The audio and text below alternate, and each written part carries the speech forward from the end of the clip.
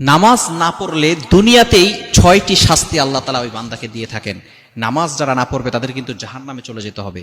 সূরা মুদ্দাসসিরের 41, 42, 43 নম্বর আয়াতে আল্লাহ তাআলা জানিয়ে দিয়েছেন, জাহান্নামীদেরকে জিজ্ঞেস করবে আনিল মুজরিমিন মা সালাকাকুম ফি সাকার, তখন তারা বলবে ক্বালু লাম নাকু মিনাল মুসাল্লিন, আমরা মুসল্লি ছিলাম না। এজন্য দুনিয়াতে শাস্তি আছে, আখিরাতে শাস্তি আছেই।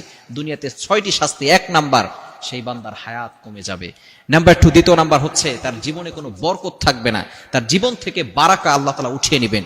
নাম্বার 3 নাম্বার শাস্তি হচ্ছে তার চেহারার সৌন্দর্য আল্লাহ তাআলা কেড়ে নেবেন, চেহারার ভিতরে কোনো বিউটি, কোনো কিউটনেস থাকবে না।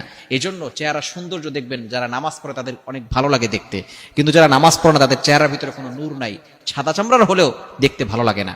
এবং 4 নাম্বার হচ্ছে যারা নামাজ পড়বে না, বেনামাজির কোনো দোয়া আল্লাহ তাআলা অ্যাকসেপ্ট করবেন না, কবুল করবেন না।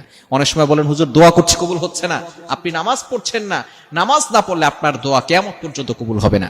এবং 5 নাম্বার হচ্ছে যে আল্লাহ পাক রব্বুল আলামিন আপনার যত নেক আছে কোনো নেক থাকবে না, সকল নেক বরবাদ করে দিবেন। কারণ নামাজ পড়বেন না, আপনি মানব কল্যাণের কাজ করে কি করবেন?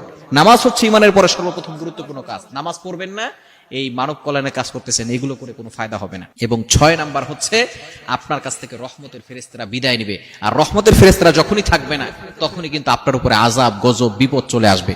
এজন্য বেনামাজির এই ভয়ঙ্কর 6টি শাস্তি দুনিয়াতে হবে। আসুন আমরা সকল ধরনের গুনাহ থেকে বাঁচি এবং 5 ওয়াক্ত সালাত পরিপূর্ণভাবে আদায় করার চেষ্টা করি।